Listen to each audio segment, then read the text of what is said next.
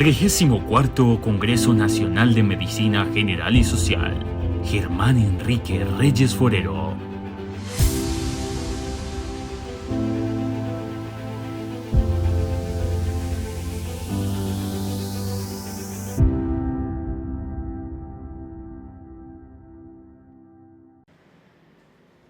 Medellín, sábado 19 de noviembre del año 2022. Muy buenos días. Iniciamos el cuarto bloque de conferencias del 34º Congreso Nacional de Medicina General y Social y vamos hasta las 12 del mediodía. La primera conferencia de esta mañana se titula Atención y celebración familiar del parto con enfoque étnico en población indígena, a cargo del doctor José Mauricio Hernández Sarmiento, médico egresado de la Universidad Militar de Bogotá, antropólogo de la Universidad Claretiana, magíster y doctor en microbiología, profesor titular de la Universidad Pontificia Bolivariana, profesor de cátedra de la Universidad de Antioquia y de la Fundación Universitaria San Martín. Cordial saludo. Quiero agradecer inicialmente la gentil invitación que me hace Asmedas para venir a compartir, digamos, la experiencia que tengo ya por más de 25 años de trabajo como médico con los pueblos indígenas en diferentes partes del país y plantear la posibilidad de que los pueblos indígenas puedan seguir haciendo del parto una celebración familiar importante y que para nosotros desde la medicina occidental podamos tener un enfoque étnico en la prestación de nuestros servicios para que ellos puedan seguir manteniendo su autonomía y su cultura. La presentación que voy a hacer tiene por título Atención y celebración familiar del parto con enfoque étnico en población indígena. Debemos empezar revisando algunos puntos importantes de la normatividad que existe hoy para la atención del parto. La ley 2244 del presente año, del 11 de julio del 2022, reconoce los derechos de todas las mujeres del territorio nacional para recibir una adecuada atención en su embarazo, parto y posparto. Por supuesto, aquí están incluidas las mujeres que pertenecen a los pueblos indígenas. Aclaro porque van a ver bastantes fotografías en la presentación. Todas las fotos hacen parte de mi archivo personal, tomadas en las diferentes actividades que realizo con los pueblos indígenas, con la debida autorización de los gobernadores y cabildos mayores para hacer el registro de estas fotografías. Otro punto que señala la ley 2244 de este año es que todo procedimiento relacionado con el estado del parto debe ser practicado por profesionales de la salud acreditados académicamente y con experiencia sin perjuicio de las prácticas de medicina tradicional y ancestral que tienen los pueblos indígenas. Eso quiere decir que se deben unir en cierta forma la medicina occidental y la medicina tradicional. Yo creo que ese es el punto principal que yo traigo en la conferencia de hoy. ¿Cuáles son los aspectos que debemos tener en cuenta para lograr esa unión entre los dos sistemas de salud? Otro punto importantísimo es que esta ley pide que si la mujer lo solicita, le sea entregada la placenta.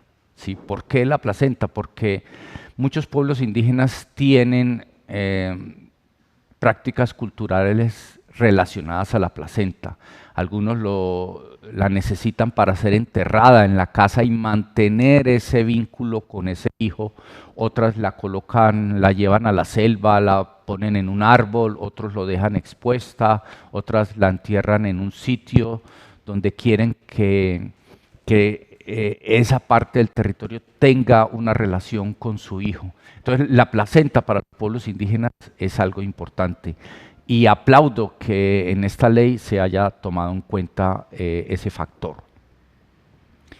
El pluralismo cultural es otro punto que menciona la ley. Se debe reconocer y respetar el pluralismo cultural relacionado con las mujeres y los recién nacidos, garantizando con evidencia científica su vida, dignidad, integridad y salud antes, durante y después del parto. Aquí también debo mencionar, si nosotros queremos hacer referencia al tema del parto en los pueblos indígenas, no podemos decir parto en los pueblos indígenas. Son más de 100 pueblos indígenas diferentes y es posible que hayan ciertos factores generales para todos los pueblos indígenas, como tienen que ver el territorio, el parentesco, el determinismo mágico, pero cada pueblo tiene unas características culturales particulares. Entonces hay un pluralismo cultural. También para el pueblo afro, ellos todavía conservan algunos aspectos culturales que trajeron de África en el siglo XVII, XVIII, cuando llegaron a nuestro territorio, y todavía los practican. Entonces, esta ley habla del pluralismo cultural y el sistema de salud debe tenerlo en cuenta. Importantísimo las parteras, y la ley lo reconoce. El Estado promoverá la capacitación de las parteras, apoyará los procesos de formación en partería tradicional. Si esto lo menciona la ley es porque nosotros desde el sistema médico occidental debemos trabajar con ellas, debemos capacitarlas, dialogar con ellas, enseñarles a registrar sus procedimientos, enseñarles a que complementen su sabiduría ancestral con la sabiduría que nosotros podamos compartir. Aquí, de manera muy sencilla y en medio de un salón, de un colegio en una comunidad indígena, aquí estamos simulando un parto muy sencillo. No teníamos todos los instrumentos que hoy se tienen pues para hacerlo, pero allí estamos capacitando a las parteras, y la ley lo dice, hay que capacitarlas y trabajar con ellas. Otra de las normas que me parece a mí imprescindible hablar si queremos tener un enfoque étnico es el decreto 1953 de octubre del 2014. Este decreto, conocido como el decreto del CISPI, reconoce que los indígenas tienen una autonomía en temas de educación y de salud, y el Estado los invita a los indígenas a que presenten unos modelos de salud y que el Estado se va a adherir a esos modelos de salud, los va a respetar. Entonces se define el CISPI, conocido así, Sistema Indígena de Salud Propio Intercultural, como el conjunto de políticas, normas, principios, recursos, instituciones y procedimientos que se sustentan a partir de una concepción de vida colectiva, donde la sabiduría ancestral es fundamental para orientar el sistema en armonía siempre con la madre tierra, con el territorio, y de acuerdo a la cosmovisión que cada uno de los pueblos tiene. La propuesta del CISPI involucra de manera directa a los sabedores de la medicina ancestral. Yo en reuniones con indígenas hemos llegado a la conclusión, realmente el CISPI funciona. Las comunidades indígenas cuando necesitan servicios médicos, el primer respondiente siempre son los sabedores de la medicina ancestral. Cuando la situación se sale de control o ellos reconocen que no son capaces de resolverlo, es cuando ellos acuden a la medicina occidental. Entonces nosotros podríamos decir que en la gran mayoría de los casos, cuando estamos recibiendo un paciente indígena, este paciente ya pasó por sus servicios de salud tradicional. Este CISPI está dividido, digamos, en 5 aspectos o 5 líneas de trabajo, que son la sabiduría ancestral, el político administrativo, el cuidado de la salud propia e intercultural, la formación, capacitación, generación y uso del conocimiento que tienen, y la administración y gestión. Los pueblos indígenas llevan ya trabajando algunos años en construir sus modelos que incluyan a sus sabedores ancestrales. También está importantísima la ley estatutaria 1751 de febrero del 2015. en el cual se reconoce la interculturalidad en los servicios de salud, la protección de las costumbres de los pueblos indígenas y la garantía de concertación y libre selección de servicios de salud para los pueblos indígenas. Ellos tienen la autonomía de decidir, yo acudo donde mis sabedores o decido acudir a la medicina occidental. Miren este niño ya guiando ahí detrás de la foto, pues iba yo navegando con él, un trayecto de más de 4 horas, increíble, con la edad ya no tiene otras capacidades que quizás instruimos nosotros a los niños aquí en la ciudad, pero miren ese niño tan pequeño ya con la capacidad de llevar una canoa, pues navegando por uno de los ríos en el Pacífico colombiano. Este es un diagrama en el cual un curso que se imparte en el SENA, que es Atención en Salud con Pertinencia Étnica, deja claro para los aprendices y todos aquellos que quieren aprender y desarrollar la atención en salud con pertinencia étnica, cómo se reconoce desde el principio que tenemos 2 sistemas de salud y que los sistemas no son excluyentes, son complementarios. El sistema de salud occidental, que tiene unos procedimientos, unos terapeutas, una comprensión de la causalidad particular, y un sistema médico tradicional, que está basado en el territorio principalmente, en aspectos sociales, culturales, ambientales, en económico, organizativo, y que esos 2 sistemas de salud deben sentarse a dialogar, en este caso, para hacer del parto un procedimiento que sea seguro para la mujer y para el recién nacido. El saber ancestral, ¿qué es el saber ancestral? ¿Lo estamos reconociendo o no? Esa es la pregunta que yo hago al Servicio de Medicina Occidental, del cual yo hago parte, por supuesto, ¿no? Los pueblos indígenas conservan un saber ancestral que les ha permitido pervivir durante cientos de años y que han construido a través de la cosmovisión y la relación con el territorio. Hay que aclarar que este saber ancestral, a veces uno intentaría buscarlo en documentos. Yo quiero saber cuál es el conocimiento que ellos tienen, pero no. La inmensa mayoría o la totalidad, por decirlo, para algunas otras comunidades, es un conocimiento que se conserva en la oralidad y se transmite oralmente. Entonces, no tenemos documentos donde lo podamos estudiar.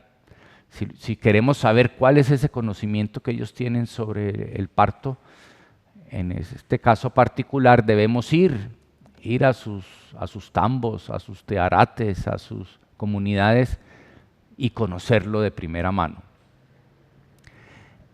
Cada pueblo, por supuesto, tiene su conocimiento particular. Hay algunas condiciones generales para todos los pueblos, pero si uno habla del pueblo Zenú, del pueblo Embera, el pueblo Gunadule, el pueblo Huaunán, los Misak, todos los pueblos tienen algunas particularidades. ¿En qué coinciden? En que parten de la concepción de que la enfermedad es un desequilibrio entre el mundo espiritual y el mundo natural. Para ellos, más que enfermedades, son desarmonías, desequilibrios que se presentan y que su conocimiento les permite acercarse y tratar de restablecer ese equilibrio y esa armonía.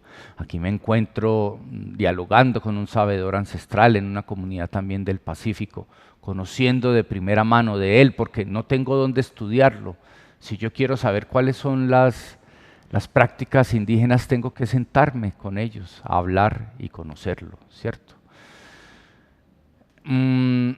También debemos saber que la medicina tradicional en realidad ha existido por mucho tiempo y que gracias a esa medicina ellos han pervivido, ¿sí? Muchas veces nosotros desde nuestra orilla de la medicina occidental queremos descalificarlo y cuando uno se siente a hablar con ellos me dicen, no, es que nosotros durante años, es que hasta ahora vienen ustedes a formularnos acetaminofén, amoxicilina, pero durante años, generaciones tras generaciones hemos vivido con nuestro conocimiento. Y una cosa también importante que yo escucho muchos colegas hablar de eso y descalificar, ese sistema médico tradicional tiene como objetivo el bienestar de las personas, al igual que nuestro sistema. ¿Sí? Que nosotros creemos, no, es que nosotros realmente estamos procurando el bienestar de los pacientes. Ellos también. Ahora, que ellos hacen algunas prácticas que no salen bien y que tienen efectos colaterales o salen mal, sí es verdad, eso a veces ocurre. En nuestra medicina ocurre también esto, claro que sí, nosotros también entregamos tratamientos, hacemos procedimientos que tienen efectos colaterales y también lo conocemos, cuántas medicinas hemos utilizado que luego nos hemos dado cuenta que hacen daño y tenemos que retirarlas, también hacemos un daño colateral con nuestro ejercicio profesional, lo tenemos clarísimo. De acuerdo a cada pueblo existen diferentes sabedores ancestrales, sí, no es uno solo, no es el chamán, el brujo, no, hay diferentes sabedores, así como nosotros tenemos diferentes profesionales. Entre ellos uno puede hablar el jaibaná, el chamán, que son sabedores que se relacionan con espíritus, porque para ellos muchas enfermedades son originadas por espíritus, tienen un determinismo mágico, ¿sí? Entonces los jaibaná, los chamanes, tienen esa posibilidad de hablar con los espíritus y interceder con ellos para que el paciente se mejore. Está el tonguero, que también es alguien espiritual que usa ciertas hierbas para poder hacer los diagnósticos de los pacientes. Están los hierbateros, los botánicos, que son los que conocen el efecto que tienen las plantas sobre la salud humana. Tienen un conocimiento increíble. Muchas entidades, muchas universidades a nivel mundial, laboratorios, se acercan a ellos para conocer su sabiduría. Este hierbatero es diferente al jaibaná, al chamán y al tonguero, ¿cierto? Porque mientras los otros buscan el apoyo espiritual, el hierbatero utiliza las plantas con fines terapéuticos. El sobandero, que trabaja con sus manos, que también utiliza plantas. El que ve orines, que tiene algunos nombres extraños en las comunidades, en los diferentes etnias, yo lo quise colocar así porque es aquel que con una muestra de orina y con unos preparados, entre comillas, llamaría yo reactivos, unos preparados que él tiene a través de plantas, él mezcla la orina con esos preparados y intenta llegar a un diagnóstico de qué es lo que tiene el paciente. Y por supuesto, de la que vamos a hablar ahora, la partera que es una sabedora ancestral que tiene muchísimo conocimiento. Aquí estoy dialogando también, aprendiendo, tratando de entender el conocimiento que tiene este sabedor ancestral del pueblo gunadule. Todas las parteras son sabedoras tradicionales que tienen múltiples funciones en la comunidad, son líderes, ¿sí? Entonces uno a veces llega en la brigada de la medicina occidental a una comunidad y dice, búsqueme al promotor de salud. Y casi que uno siempre entabla el diálogo con ellos. Y el promotor pues también ejerce un papel importante y es líder en las comunidades. Pero los reales líderes son las parteras, el jaibaná, el tonguero, esos son los líderes que tenemos en salud y pocas veces hablamos con ellos. En este caso las parteras son lideresas, son consejeras de la comunidad, cuidadoras, acompañantes y por supuesto son las personas que atienden el parto. ¿Por qué son parteras y dónde aprendieron? Son parteras porque les gusta, porque desde niñas quieren serlo y se unen a su abuela o a su mamá para que les enseñe ese saber. ¿Y cómo lo aprenden? A través de la oralidad. Aprenden a lo largo de muchos años, no es ir a la universidad 2 o 3 años a aprender partería. Desde niñas prácticamente están aprendiendo este saber. Ellas están preparadas para hacer una atención integral del parto, entendido como el embarazo, entendido como un momento importante de la mujer que no tiene que ver con enfermedad. El embarazo para los pueblos indígenas no es una enfermedad, es un momento de celebrar la vida, es un momento en el cual se están uniendo el territorio, la familia y la mujer para procrear. Entonces es un momento supremamente importante. El embarazo y el parto es considerado la máxima expresión de la vida, de la familia, de la mujer y del territorio. Aquí también tomando una muestra a una mujer en la zona del Urabá. Durante la gestación las parteras reconocen también que este periodo de tiempo pueden presentarse algunas complicaciones como los arrojos, que son los abortos, ¿no? Hay, ustedes saben, las enfermedades en el mundo indígena se dividen en dos grandes grupos, enfermedades frías y enfermedades calientes. Esa es como la gran división. Entonces, en el embarazo se pueden presentar enfermedades frías y enfermedades calientes. Cada una tiene un tratamiento diferente. Y todas estas posibles complicaciones o eventos que se presentan durante el embarazo son atendidos por la partera. El determinismo de estas complicaciones puede ser entendido como un determinismo mágico, que algún espíritu determina que ese embarazo se debe arrojar, por ejemplo, o que la mujer va a presentar alguna complicación, y en algunos casos también ellos ya entienden y aceptan que hay determinismos mixtos, en el cual está involucrado algún espíritu y también se involucra algún aspecto biológico. La mujer es la que quien selecciona la partera. Eso también es muy bonito porque en las comunidades hay varias parteras y la mujer dice, yo ya estoy embarazada, embarazos que generalmente se confirman al tercer mes. Antes del tercer mes ellas no hablan del embarazo, no se hacen una prueba de embarazo, porque saben que antes del tercer mes pueden haber arrojos naturales. Nosotros también, por supuesto, desde nuestra ginecobstetricia entendemos que también se pierden muchos embarazos en este primer trimestre.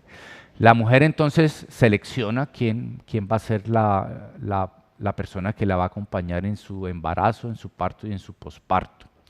El parto se atiende en casa, en la comodidad de la casa, algunas veces en compañía del esposo, para algunas comunidades, en compañía de la mamá de la mujer, en compañía de los hijos, otras veces sola.